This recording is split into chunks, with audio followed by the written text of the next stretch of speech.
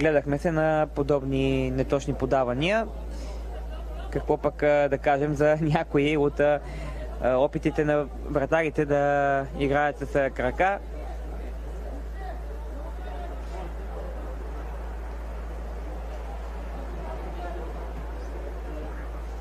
Добра атака за Фенербахче. Пасът надясно към Айказа също е точен. Той влиза в наказателното поле, затворене обаче е отлично. В утрешният ден отново ще станете свидетели на 4 двубоя от Ботев Къп.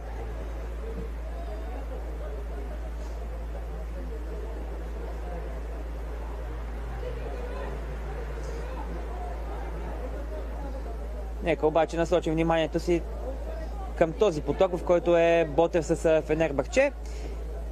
В 5 часа утре Ботев Пловдив.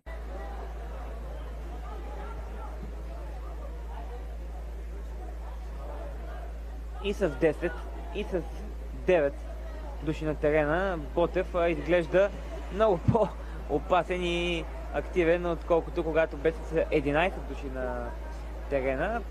Стигна и до попадение. Сега шут от далечна дистанция. Гол! Много неприятен рикошет. Защо не и да стигнат до победен гол? Виждаме, че на няколко пъти показват зъби. Нов удар и гол. 2-1 за Фенербахче в рамките на няколко. Напомняме ви, че малко по-късно, малко след последният съдийски сигнал на тази среща, ще започне и вторият полуфинал, който ще определи и вторият финалист. Той е между руският Виста и сръбският Вождовац. Но за тази среща малко по-късно, междувременно, Фенербахче организира нападение. Ще го изпълни левият крайен бранител Ахмет Айдън. Връща назад към своя съотборник с номер 15 Юсфе Акчуек, който още по-назад към централният бранител Мехмет Гюлер.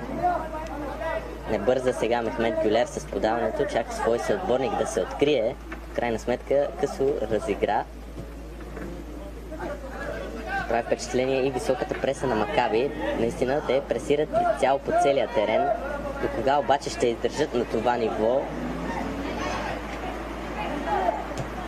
Текам Каройози върнал се да помогне в разиграването на кълбото. Тук сега финалът за един от двата тима. Само между няколко футболиста. Футболистът с номер 7 не успя и загуби топката. Саед Фарчи бе той. Сега отново фенерите ще се опитат да организират нападение. Не бързат, че отново ще задържат кълбото. Но не са пресирани от своя съперник. След минутите на високо преса от страна на Макаби, те поуспокоиха играта си и вече не пресират толкова. Прави впечатление, че главно с изнасянето на топката от страна на турския тим се нагърбва капитанът на тима Мохамед Имре. Именно от него се очаква да създаде опасните положения пред противниковата врата. Топката достигна до Кана Кизи. Кана Кизи търси си пространство за изстрел. Добро технично подаване сега наляво. Играта вече е разтеглена надясно, където с топката бе капитанът на тима. В крайна сметка отказаха се от подаване в предни позиции и ще търсят постепенно нападение. Именно фенерите са тимът, който владее повече топ гола в своята врата. Фенерите пък от своя страна до момента не са създали нищо по-сериозно пред съперниковата такава, въпреки че владеят топката малко повече от своя съперник. Тук бе задържан футболиста с нов футболистът в жълто-син екип.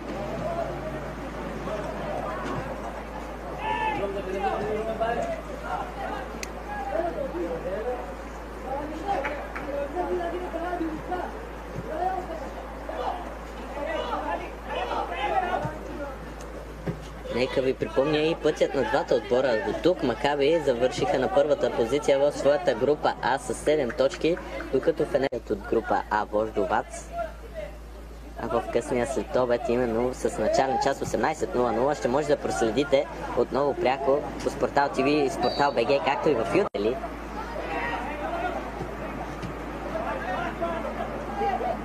Сега с нея е Даниел Ещлер. Даниел Ещлер също се появи като резерва и взе място в центъра на отбраната, като ще партнира на Итай Малма. Простеде изцяло нова двойка централни бранители за Макаби Тел Авив. В игра се е появил и Самет Сергин.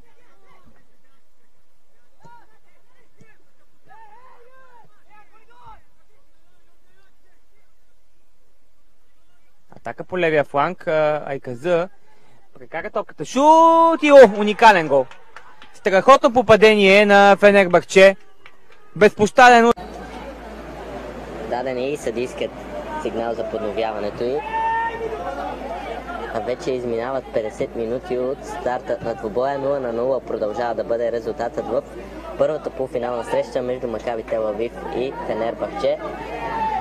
Всяка гриф е с центриране, което бе неточно. До момента от началото на Ботев Къп всеки матч печели много нарушения срещу себе си. Атака по десния фланг, центриране, както и Азо Балапин.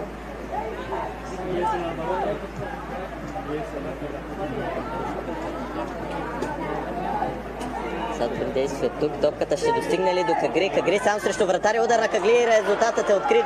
Фенербахче открива резултата в 50. Ще бъде изпълнен този фаул. Айказа се засилва. Пропуска топката. Шут и гол! Страхотно попадение на Фенербахче. Защитник на Фенербахче към тъча. Лошо изпълнение. Изпусна топката.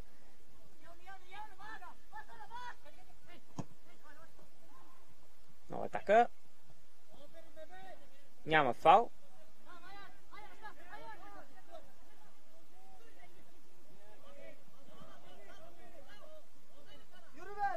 Голяма борба. Шанс за трети гол за Фенербахче. Ще има такъв, може би, да. И на един за Фенербахче. Виждате каква...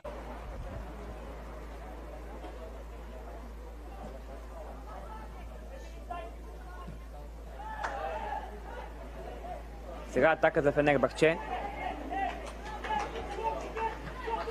Вчера се изправя срещу Вождовац.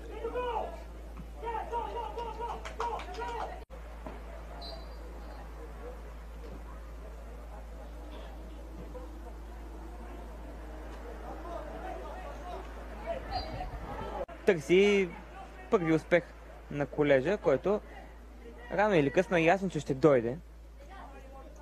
Всички в Ботев обаче се надяват това да се случи възможно най-рано. И с тази задача ще бъде натоварен новият наставник Станислав Генчев. Изнесоха умело тук и с голяма доза риск футболистите на Фенербахче.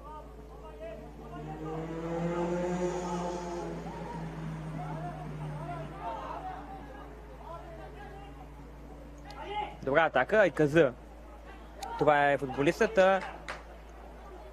който можем да кажем, че направи солидно впечатление в вчерашният ден.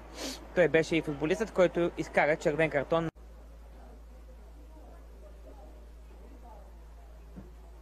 Центриране. Шанс за контратака, която се развива отлично за Фенербахче. Трима много бързо обаче Виста се прибра. Виждате с тази скорост, която разполагат футболистите на Виста, много трудно Фенербахче